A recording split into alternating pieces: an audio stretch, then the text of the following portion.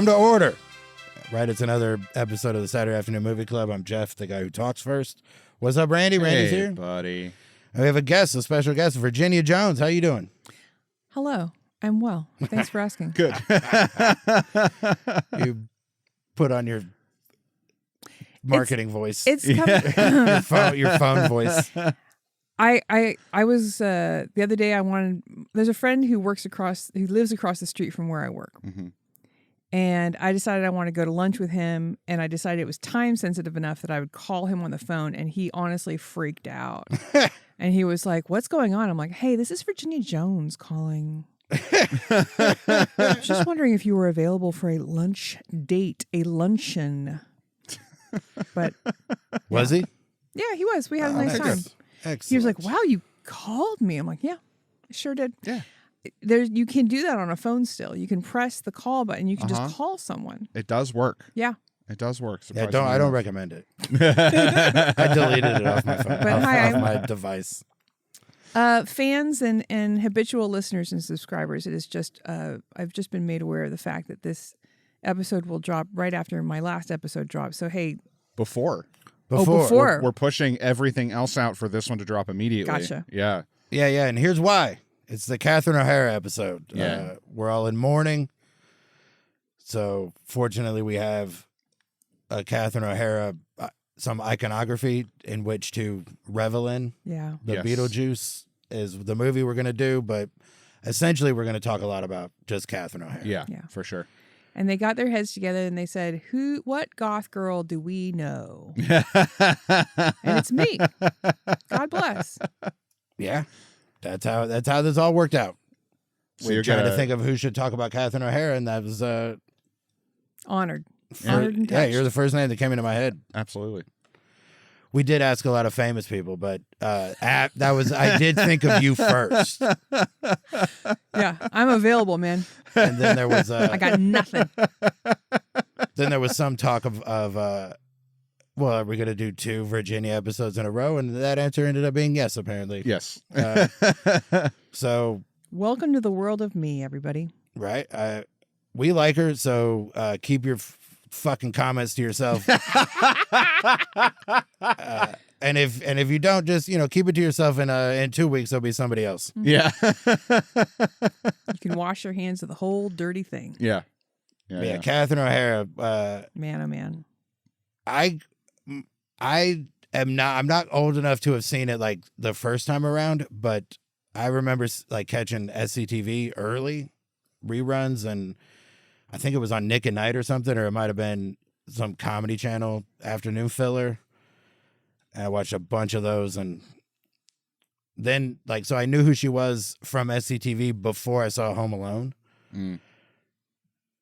And the Home Alone is she's great in it, and the movie's great, but it's not really. It doesn't let her shine. Right. Yeah. She plays concerned mom. I'm glad You know? she's in it. It's nice to have her in that, but it doesn't do. That's one of the few roles where anybody could do it almost. Mm-hmm. It's nice that it's her, but it didn't need to be. Beetlejuice needed to be her. Yeah. She fits the vibe of what that movie ended up. And I guess we should just get into the Beetlejuice of it quick so we can get into the rest of her stuff. Yeah. Yeah. Right, just to mention this, so Beetlejuice, we got lucky. Everybody got lucky because if all their dreams came true when they were putting it together, the producers, this movie is very different and not good. Tim Burton wanted Sammy Davis Jr. to play Beetlejuice. Questionable. Yeah. Yeah, wild. He wanted Sammy Davis Jr. John Peters, the producer, played by Bradley Cooper in Licorice Pizza. Mm. And also, cover your drink. I allegedly, I don't know much about him, but it might be the other guy, the Gruber guy or whatever. But either way, just be cool if you're around him. But that dude wanted Kinnison to play Beetlejuice. I read that, and you can feel that energy. Uh-huh. Yeah. I think Kennison would have been fine in it. Kinnison would have been a good Beetlejuice, but it's not. It is We get a different Beetlejuice. Michael out of it. Keaton. Michael Keaton with that doing that seems funny, and Kinnison is just can be that loud and the volume, whatever, like escalation. but without the like, he didn't have like the charm or the wink that Keaton can do. And also, we wouldn't have gotten the sequel. Mm-hmm. So, we win that one. Angelica Houston was sick and had to pull out. And that's why Catherine O'Hara's in it. Angelica Houston would have also been great. She would have been different, but great. Yes. But we're now we're talking about a movie. So far, if it's Kinnison and Angelica Houston, we're talking about a movie that's fine. We're talking about a movie we would not be talking about. Right. Had it gone this way.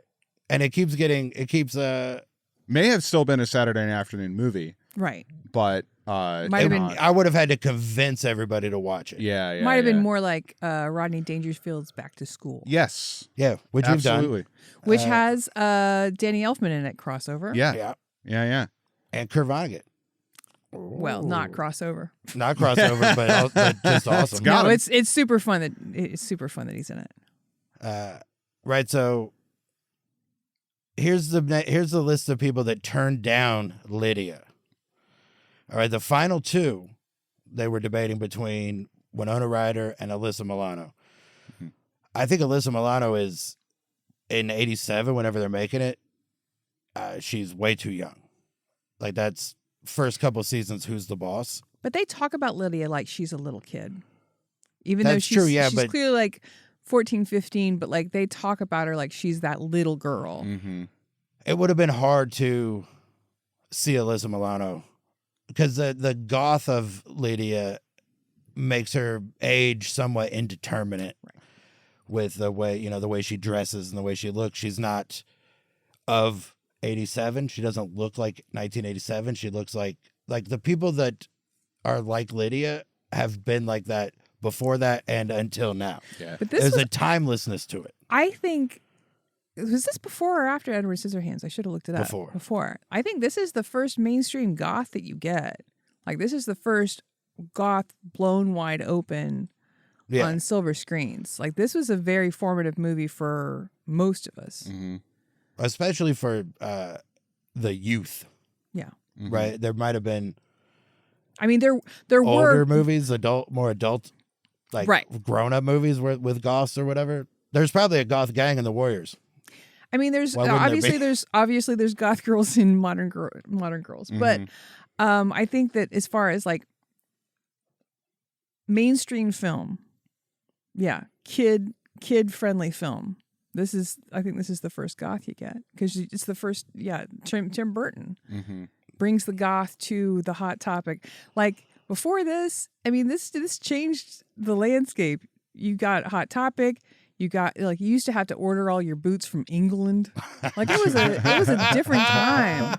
You couldn't just like go get purple hair dye anywhere you wanted. Like for good or for bad, this like mainstreamed goth.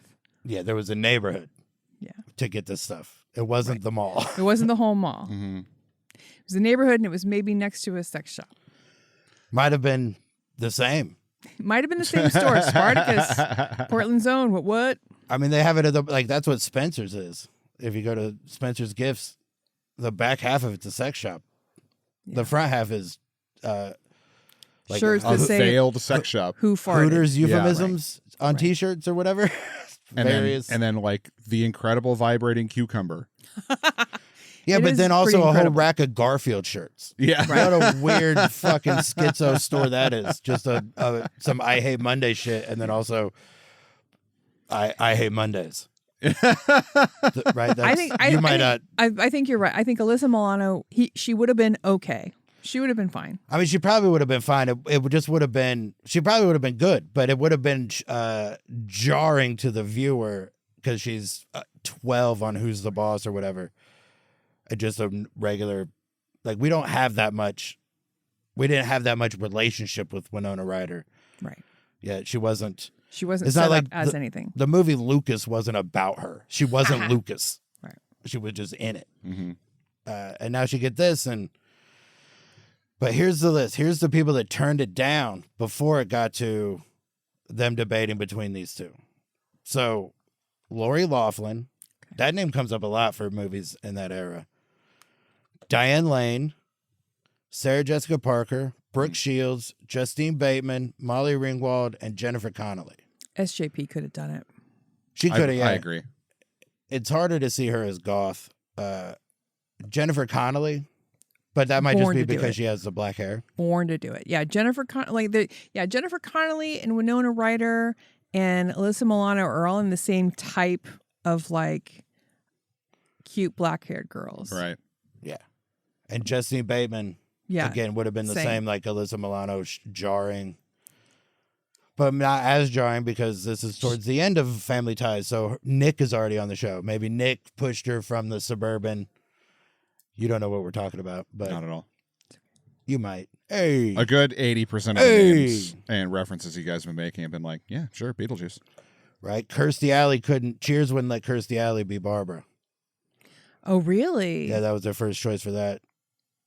It's good that this is all pre Gina. Like Gina Davis really popped off from like The Accidental Tourist, won an Oscar or whatever, but then it was still a couple more years before Thelma and Louise and a big deal. So it's nice that we get to see her and stuff. You know, she's in Fletch, just these smaller roles, but you get young hot Alec Baldwin before he had his tongue permanently up Woody Allen's ass. Right. Oh, that's another reason we're doing this. Alec Baldwin, his name's in the files. There we go. Pow, right? This movie's got it all. Boom. Jeffrey Jones. Ciao. Pre-files. Right. Jeffrey Jones was p-filing it before it was cool, man.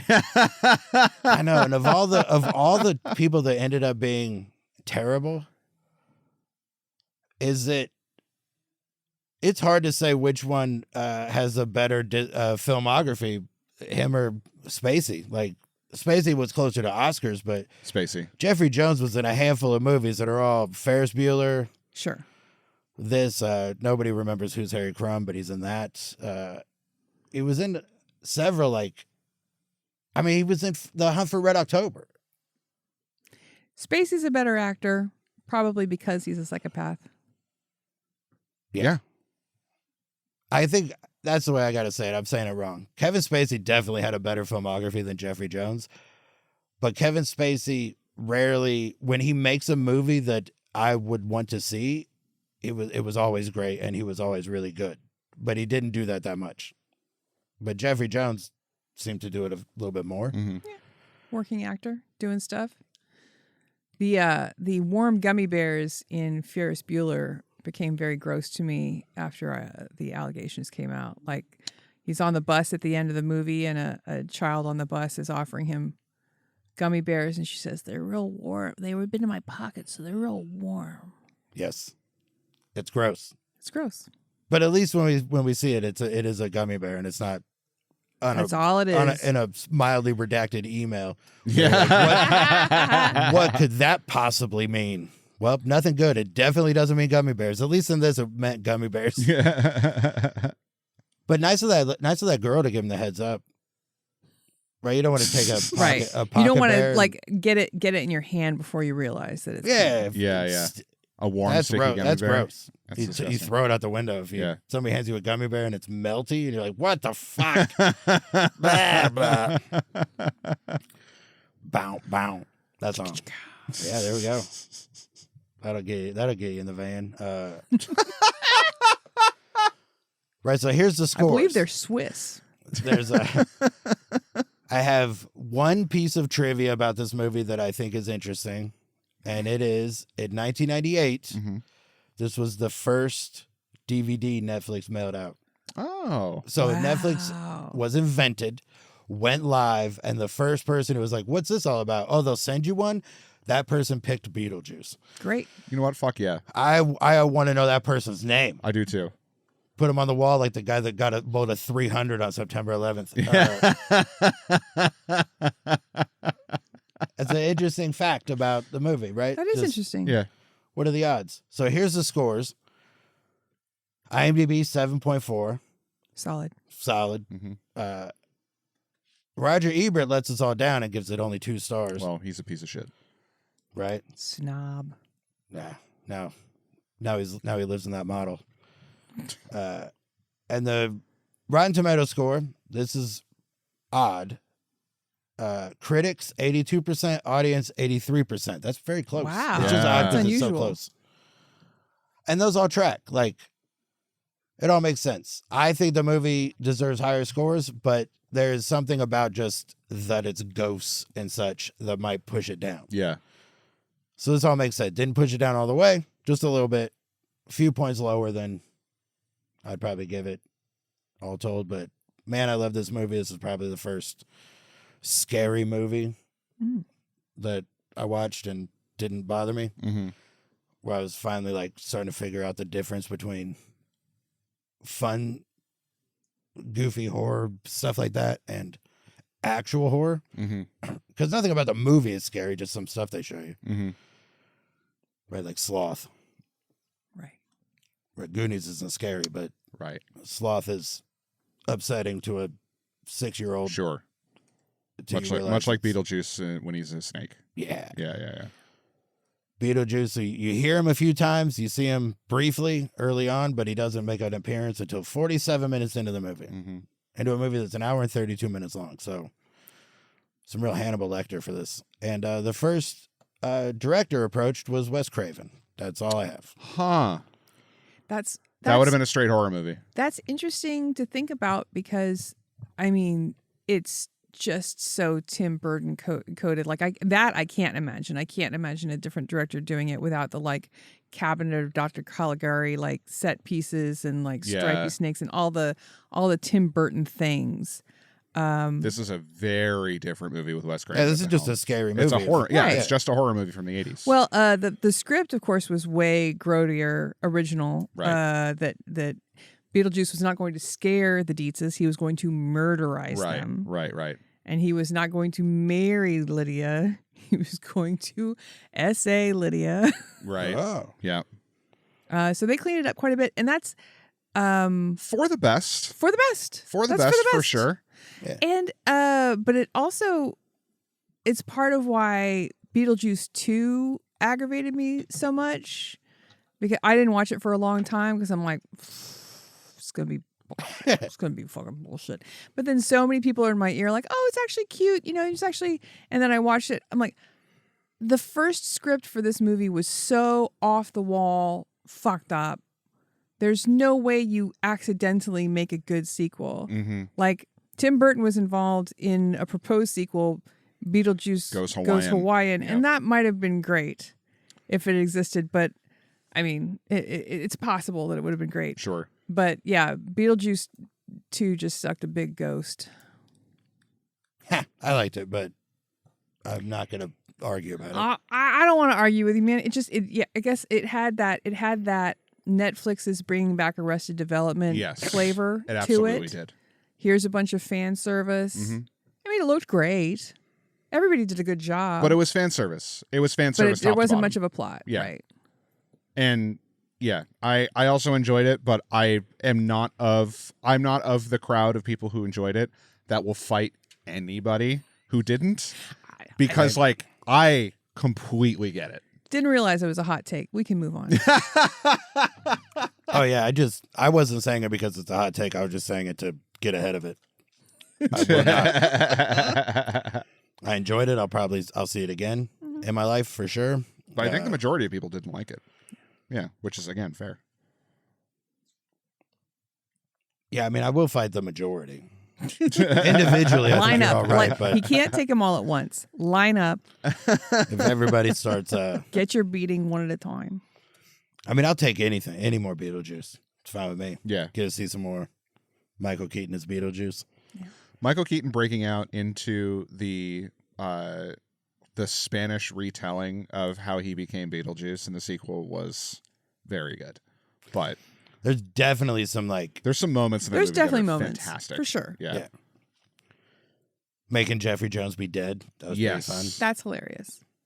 And then playing the Deo song, which they did at Glenn Shadix's actual funeral in 2010. Bless. Yeah, so Beetlejuice, everybody loves it. Yeah, there's not a lot to say because it's so good.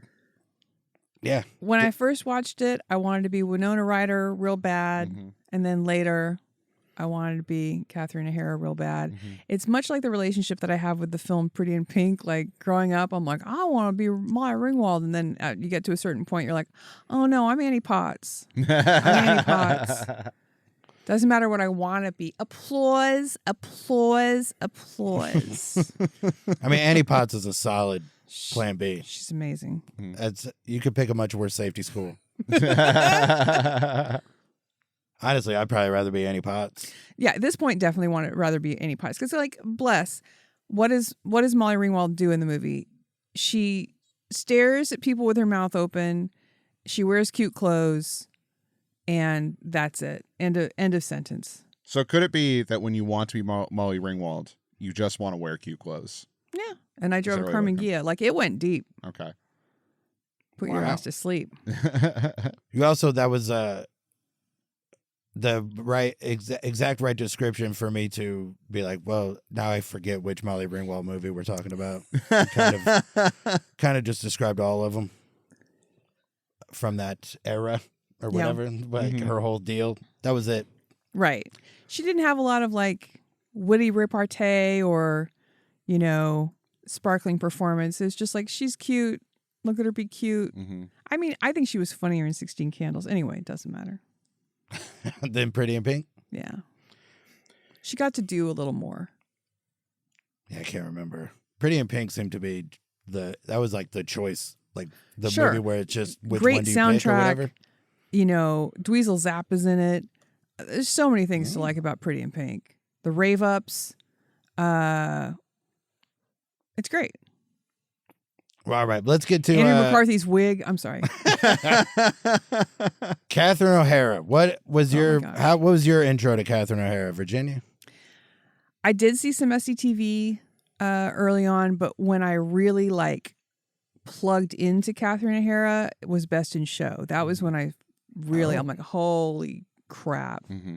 This woman is hilarious. Like the first physical impression I attempted was her when she hurts her knee in the dog walking, show yeah.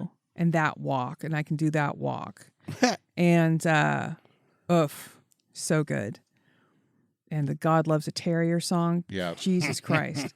And so, yeah, it was one of those things where like, I'd always been aware of her. I thought she was funny, whatever. But like when I saw that movie, I'm like, oh, no. She's a genius. Mm-hmm. How about you? Home Alone 2, Lost in New York. 2.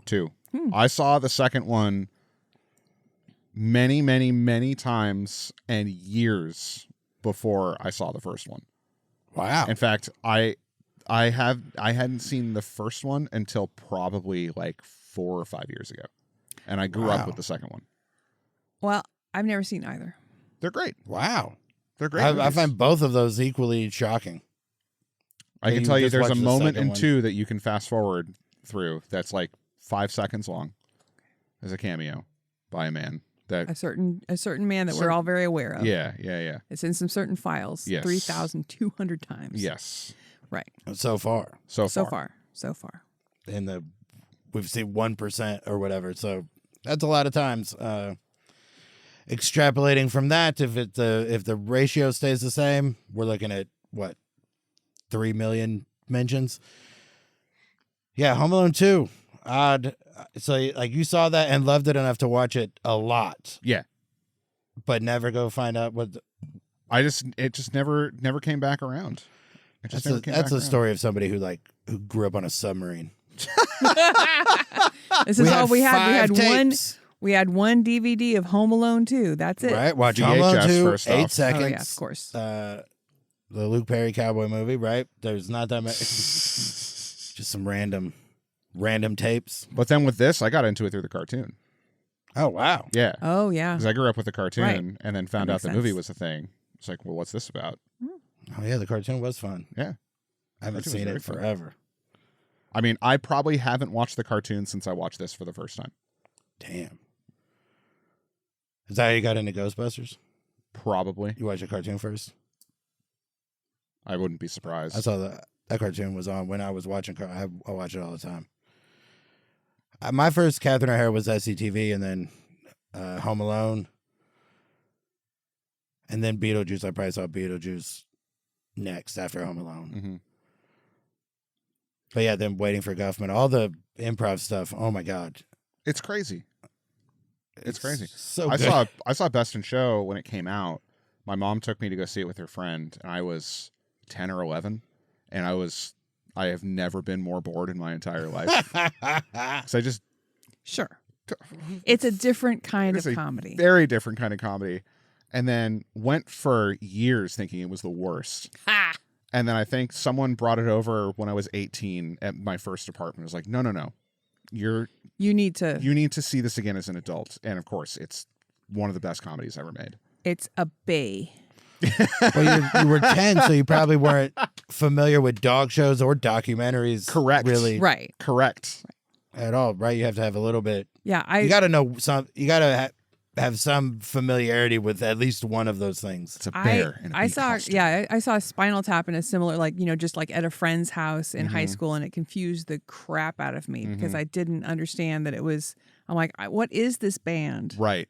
They seem to be fucking up. Yeah. They seem to be not good. Yeah. There was some stuff I read about when that one came out that like bands would watch it and be like, I don't know why it's funny. Like bands would watch it and not laugh Like, because they this didn't is think what it it was is. a comedy. Uh-huh. Right. They're like, yeah, this seems right. Yeah. A lot of it's embarrassing, essentially. Like if you're the band. Mm-hmm. But yeah, those people, whatever. It's great. Spinal Tap is so funny. The only thing that's missing is Catherine O'Hara. Yeah. I've been making the remark this whole week that we got robbed of the fact that Catherine O'Hara and Madeline Kahn never did a movie together. Oh man. Right? Yeah. Yeah. Yeah. Those two.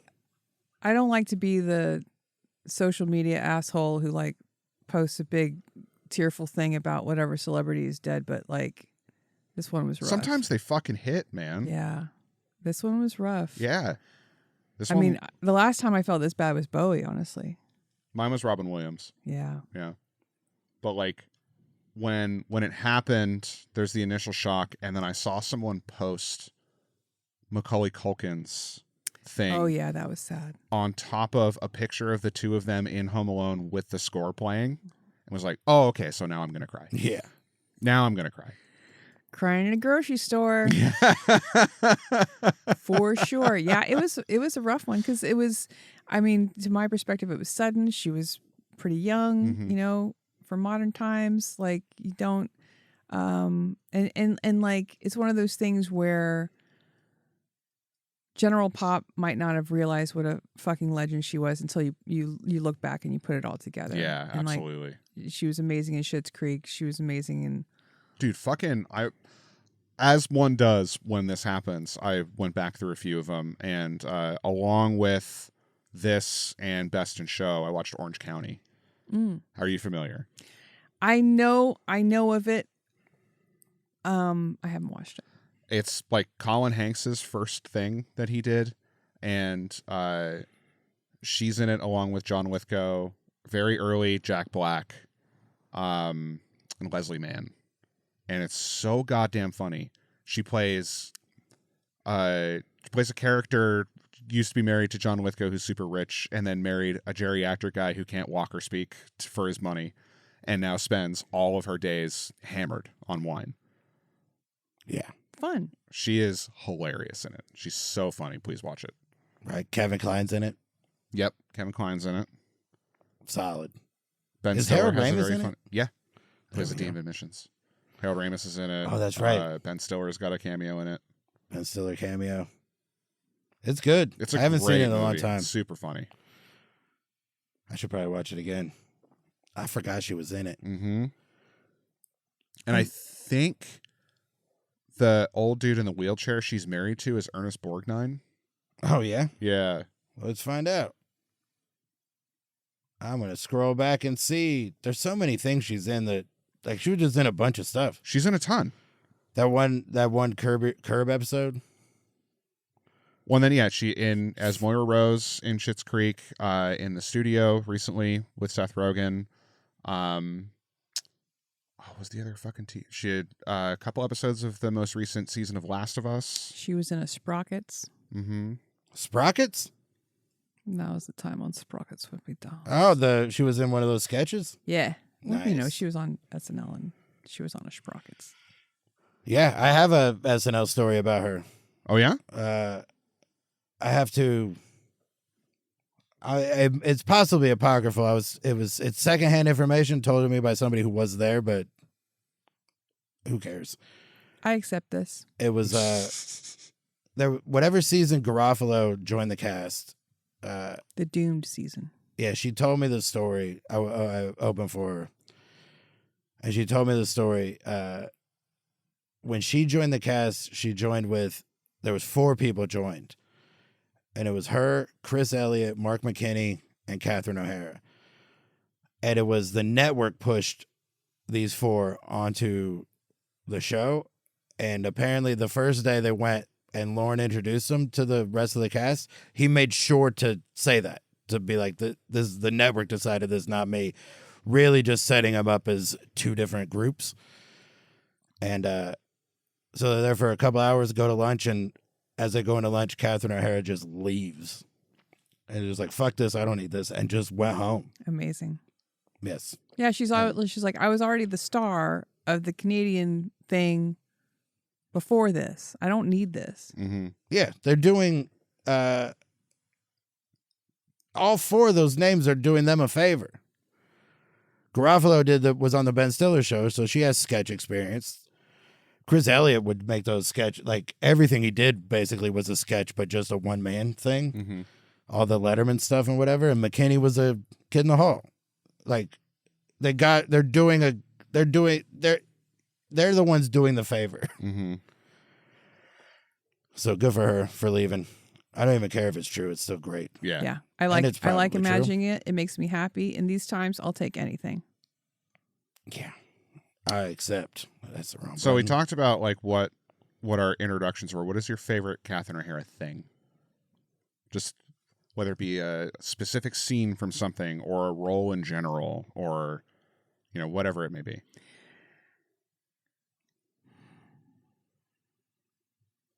I mean, obviously, I love the Best in Show, but Mhm. in For Your Consideration, when she got to be the center of it Yes. and just making that character and taking her from a very relatable, understandable, like working actor to just watching her go insane. Mm-hmm. It's so good and it's so funny and it's so real. Mm-hmm. Yeah, I really like that a lot. absolutely. Yeah, that's the one she gets the most to do. Yeah. So that's always nice. Whatever she's up to is good. The Best in Show with just running into old boyfriends all the time, so funny. Mm-hmm. Hundreds. The Waiting for Guffman, where like her and Fred Willard are the Well, yeah, that scene, their audition scene, obviously just watching it recently, it's everything they do is correct. Everything they do is the best thing that's ever happened. It's so good. They were so good together. Mm-hmm. yeah, it's too and the way that they kind of carried themselves with like an arrogance, but just they're the big fish in this small pond, like, but they're not even that good. They're just Right. they just seem to have And Corky loves them. Corky can't believe how good they are. Mhm. Just like nudging his, fellow producers and like, right. And but then also the A Mighty Wind when it's her Yeah. and Eugene Levy again.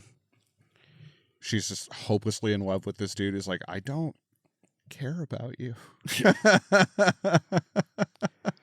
It's hard to narrow it down. And then I look at her IMDb and there's just so many things. Yeah. She worked a lot. But I mean, like Moira Rose, almost every line out of her mouth is fucking gold. The whole Herb Ertlinger, the end of that Yeah. episode where she actually does the commercial, and what does she say? She's fucker. Or fucker. Which is so good. I have to imagine that was inspired by the Orson Welles wine commercial, but yeah, one would think. I just saw that. Did you It's- show it to me? Somebody I showed might it. have. Me or Noriko or Dan. Yeah, somebody. You guys love it. It's fucking funny. It's very funny. It's so fucked up. Fun thing about that, Adomian did a sketch on that where he plays Orson Welles, and it's Oh yeah, I saw that. Somebody showed me both. God, it's so good. I love a sketch where you have to watch several minutes of something else. Right. To like explain like this is what's good about it. And Adomian is so good that it was almost worth it. Which is pretty good because every other time it just hasn't been. I don't need to do homework to get this sketch. Luckily, Sketch. the source material for the sketch is also very entertaining. Yeah. I think the person showing it to me just was a little overzealous. Didn't realize that they didn't need to show me every one of them. I could have just seen one. Sure. But yeah, there was like the outtakes of it or whatever. There was a lot. I remember, like, my thinking about it is both were funny, but whatever was like however long it took felt a little tedious. Mm. Anyway, Catherine O'Hara should have been in that commercial. Pretty much everything could have been improved with some Catherine Everything O'Hara. can be improved with Catherine O'Hara. Well, and like, you know, I was listening to an interview with Dan Levy talking about everything she brought to Schitt's Creek. Like, she made up the accent, she made up the wigs, she based a lot of on this crazy rich lady Daphne Guinness, who always has black and white hair, like 101 Dalmatians. Like, I'm like, oh, that all makes sense. This all falls into place. Yeah. The dude who plays Patrick I just saw it the other day, played a song for her, and the whole thing is like her reaction to it. So it's very beautiful. It's tear jerking, and then halfway through he puts on one of her wigs and continues the song, and then the rest of the song is just him swapping wigs throughout the whole thing. Yeah, I think everybody on that show really loved her, which is fair. Yeah. What's the touchstone? Like when you think of her, what's the first role? Do you have one? I mean, yeah, Beetlejuice, because that was the first like big thing that I saw. Yeah, it's the same for me. Me too. But it's more. I didn't know you guys were gonna have the same answers. She did a lot of stuff. She did. But I've seen Beetlejuice the most, the youngest. You know, it's also the easiest to picture, like the way she looks. Yeah. Like Home Alone. I saw Home Alone before Beetlejuice, but whatever. She was dressed like Suburban everybody mom. at church. Yeah. Right.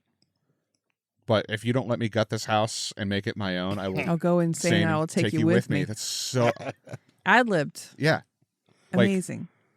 There you go. That's the Schitt's Creek. This is my art, and it is dangerous. You think I want to die like this? Tell my husband what you do so he can fire you. What can you think of a movie that she should have been in? Clue. That's true. She would have been great in Clue. Yeah.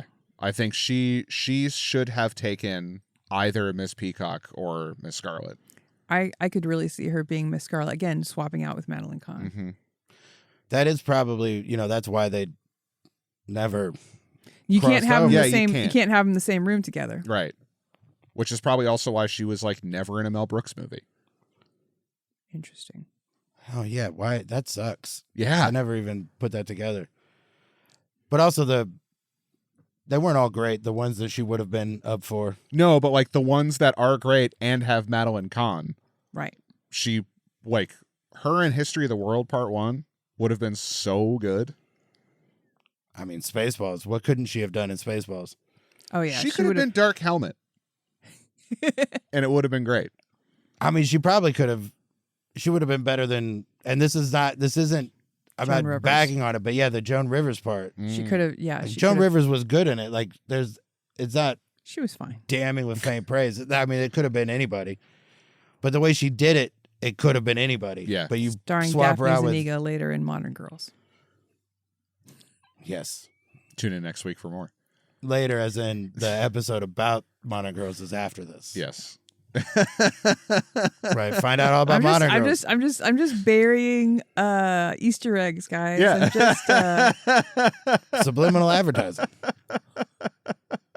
Trying to sneak it in, but we heard you, so it's not. It's very liminal. Desperately Seeking Susan. I think she was in Canada at the time, but she would have been great in the Rosanna Arquette part. Oh. Oh, yeah. She never really got there was not a lot of, she was always a grown-up. Yeah. And so we didn't get like the 22-year-old doing stuff. But, working girl. She would have been fucking killer in Susan Sarandon's part in Thelma and Louise. Oh, yeah. Yeah. Oh, yeah, let her be. Give her some more edge. Yeah. That sounds like it would have been intense. Yeah. But fun. Could have been fun. Could have been Could've been fun. fun. Beetlejuice could have been scary. Not should have been. Could have been. She could have Wasn't. been every female role in Rocky Horror Picture Show. Like, what if it was Yeah. just her and Tim Curry trading off? Oh my god. Oh, my God. Sold. Sold. Let's make this picture. Oh, shit. Turns out, problem with both of them. Stage play. When they get I saw like the abridged works of Shakespeare or whatever, where it's just a fast every Shakespeare thing. Oh, fast, yeah, but yeah. it's not a full cast. It's just two people. Yeah. Those two doing that. Yeah. I would watch those two do anything. Oh, man. Yeah. That'd be great. Absolutely. I wonder if they were here. Now I'm going to look this up. Catherine O'Hara and Tim Curry were in a movie together? Yeah. Home Alone 2 Lost in New York. You really have a disturbingly encyclopedic knowledge of Home Alone 2. I mean, my version of that is Babe the Gallant Pig. But it's all mostly Australian people. Sure. Why she was Yeah, Rob Schneider's in that. I hate that he was the very next name that came to mind. Oh yeah, that's embarrassing for you. It is. Who else is in it? Trump. Yeah, it's a movie. It's got some It's got some not great. yeah, it's got some misses. Yeah. Story's solid. And Joe Pesci and Daniel Stern coming back. Still good. Real good shit. All right, I'm back on Beetlejuice. Bill Pullman considered as for Adam Maitland. He would have been good. Sure. Oh yeah. You could have swapped Alec Baldwin for almost anyone and it would have been Yeah. the same movie. Yeah, those two, like oddly for kind of revolving or appearing to revolve around them, Mm-hmm. that they could have been anybody. Yeah. Because they're very, very generic characters. Yeah. I thought it was interesting upon rewatch that the Dietzes are now a redheaded married couple, because Jeffrey Jones and Catherine O'Hara are both redheaded. Yeah. Strange. A little bit. Oh. Interesting. Yeah. That's your stepmom, right? Yes. Yeah, right. She's not Lydia's mother, and there's a version of the script where Lydia's mother is dead, and that's how she gets obsessed with With the death and the occult. occult. Yeah. Oh. Which they don't ever talk about her. They never mom. even mention her. There's one time where I think Beetlejuice says your mom, and she says stepmom, please. I don't need blah blah blah blah blah, and that's the only mention they make. Dudley Moore was considered for the role of Beetlejuice. That would have been pretty weird. I'm just Yeah, it'd be worse. Just trying to make a deal. It would definitely be I've seen The Exorcist. a similar vibe, I guess. Right? Similar vibe. It's not going to be It's not like they were like Max von Sydow. God, that would have been fucking. Right, but I'm just trying to think of a guy that's played the devil a bunch. Yeah. Right, he's the devil in Needful Things, I think. Oh, I didn't know that. I haven't seen Needful Things. Or he's not in it, One of those two things. and somebody else plays the devil. But I think he plays the devil in it. You get one of those guys, one of those devil guys. Yeah. Fucking Peter Stormare.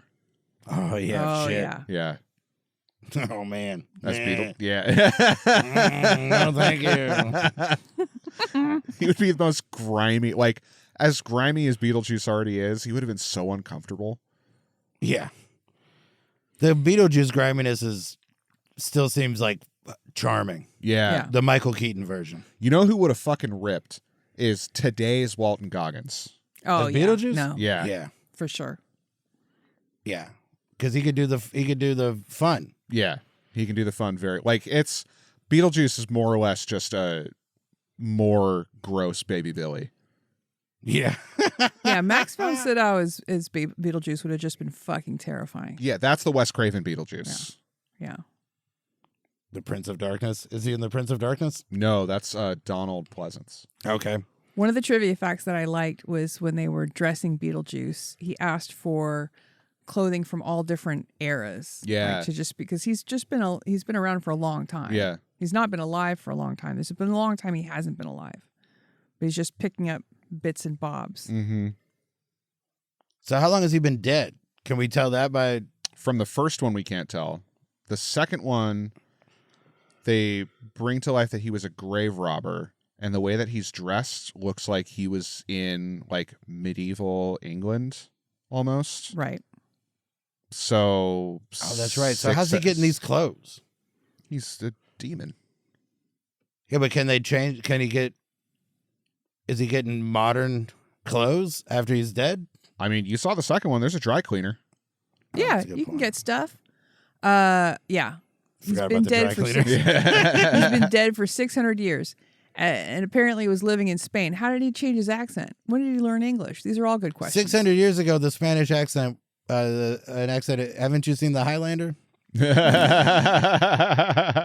Accents in Spain hundreds Very of years different. ago were just Very all different. over the place. So I poked some holes in that. You got anything else? Got any other bubbles I can burst? I've been taken down.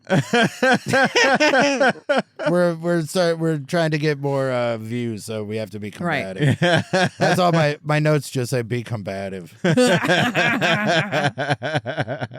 Don't forget, push back. But yeah. Here's something that we usually do that we haven't done yet. What's your favorite part of Beetlejuice? Oh yeah. Ooh. Catherine O'Hara's Deo scene. It's I mean it's hard to top. That was going to be my answer it too. is. Like Like, it's so memorable. Visually, she's so great. Like her physicality is so great. Uh-huh. And then everybody else too. Like Yeah. when Jeffrey Jones starts getting pulled, like when his strings start getting pulled or whatever. Like they're all just so funny. Yeah. Yeah. But her doing the singing lead, the lip sync. Oh my god. Yeah. It's great. It's probably the first thing I think of when I think of Catherine O'Hara. Yeah. Although one of the trivia bits is that Tim Burton wasn't sure about the ending scene with Winona Ryder. He didn't think it was funny enough, and everybody loves the closing song and dance. And I mean, he's right and wrong because it's not funny, right, but it's great. It's great. It's such a perfect button to the whole thing. And then It's kind of especially, funny with the football players behind her. yeah, exactly. And then like really wrapping it up with Beetlejuice getting his head shrunk in the waiting room. Like it's a perfect ending to that movie. Added later. Oh, another option for Lydia is that she dies in a fire, and so she's reunited with the Maitlands. They're all dead. Oh man, but she'd be all burned up She'd be all burned up. Should be all burned up. according to their rules. Yeah. Except that they're not wet. Technically, the Maitlands killed by a dog. Yeah. Killed by a cute little And dog. not in their house. So the fact that they're in their house in right. the first How place did they wind up in makes their house? no They sense. should be haunting that bridge. Right. But at the same time, like the second you step outside, you're on a moon of Saturn. Right. Okay. A lot of Dune. A lot of Dune. A lot of in Dune that in there, part. yeah. Well, if the 80s taught us anything, ripping off Dune is more successful than making Dune. Yeah. People found a lot more success. Yeah, they sure did. What's your favorite part? The song? What's your second favorite part? If that's your favorite part. Good question. Probably the walkthrough she does with Otho. Yeah. Oh, look, an indoor outhouse. Like that's such a great throwaway line. Yeah, anytime it's those two. Yeah. They're so good Yeah, together. they're great Yeah. together. I do like the little moment on rewatch when Otho makes a joke about when you kill yourself, you become a civil servant, and then that's exactly what happened. Yeah. But he also, doesn't he say something about he was a paranormal investigator? Otho's had like a million jobs in this film. Like he's just Yes. one of those like personalities that floats from scam to scam. And right Yes. now he's a home decorator. Exactly. Yeah, I took the paranormal thing because he said that there became too much competition. Right. The bottom And fell so out it's just yeah. Ghostbusters. Like Ghostbusters put him out of business. Oh shit, that's a great. That's what I always thought. That's a great nod. I love that. But yeah, anything with the two of them. But also, like, when he holds up the book and Lydia's like, who am I kidding, Otho? You can't, what does she say? You can't even make a piece of toast or something? We just saw it a minute ago. That's a good part, too. I agree. Memorable. Fuck off. Look, I'm trying to help. I'm trying to keep you from We're having agreeing to with you, find man. find the part to crunch or whatever when you edit this together. I just start talking again, so it all works. Keep making my edit points suck. Now you don't have to. I'm making them. I'm erasing them. You don't have to do it. I handle that edit point. But that end scene is, I think, the first time we get Beetlejuice in his iconic suit. Yes, he's Right? only in his suit for The end. the end. Right? But that's what we know him as because that's what they put on the cover. Yeah. Right. That was on the poster and on the It's box. a great suit. It's also a great suit. I mean, what are you gonna put him in the red tux? Right. Sure. There's a dry cleaner. I've been told. Fair enough. He could change clothes. You're right. The Maitlands can't until she puts the dress on or whatever and then gets old. And she didn't even put that on. Yeah. It just drifted into it. Yeah, she became it. Yeah. She became into it. All right. So there's some stuff going on. There's layers to this movie that I haven't even gotten to it yet. I did find it interesting on the rewatch that they the Maitlands have the Dietzes redecorate the house to the original state. ditzy floral wallpaper that they had it in. Yeah. Like that was part of the deal. You need to restore our house. Which I was trying, like, watching that back, I'm like, how did you guys even do what you did to this house? Because it looks like the whole thing got covered in a layer of styrofoam. You were young. The 80s they made some choices. It was a crazy time. Apparently. We didn't have vinyl siding yet. It was styrofoam siding. There was commercials everywhere. I have a memory of the Deo song being it being a commercial jingle and daylight come and we want a home loan. I remember that somehow. Oh my Lord. I hope that's wow. not true, but perhaps it is. I hope it is true because if it isn't, then that leans more heavily towards I made it up and you I made don't up an I don't want ad. that. I don't need that going on. Okay. What's your favorite joke? Oh, wow. I just watched it. I know.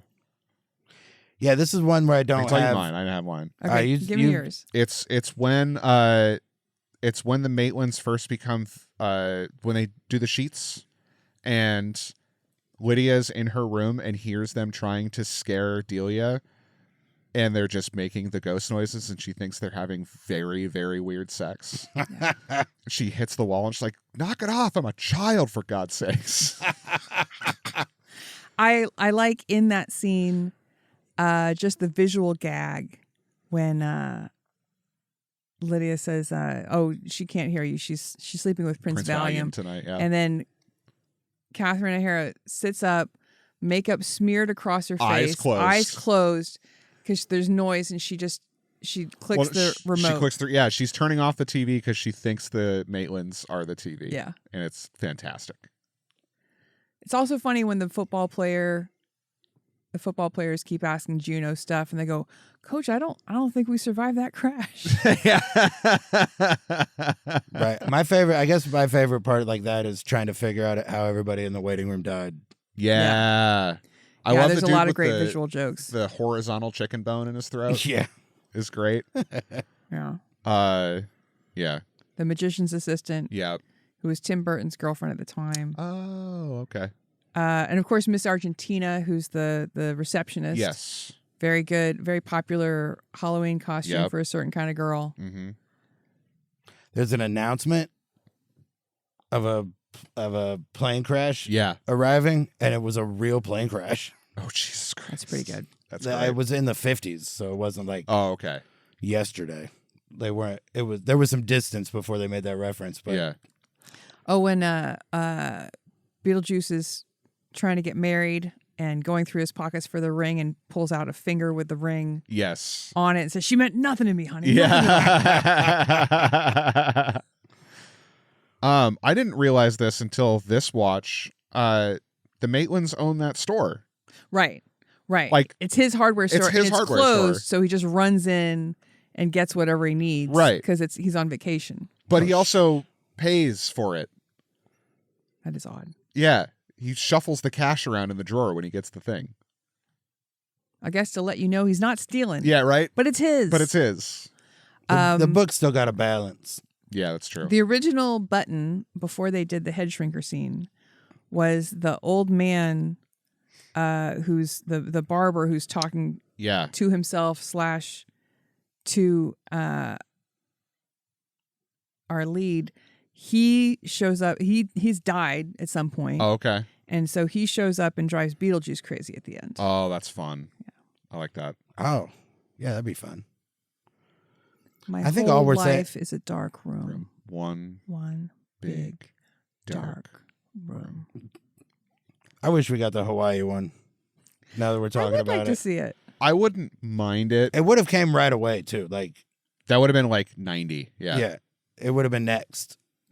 Like, and to just do it right away. Because we got Batman right yeah, it after would have been that, right? fun.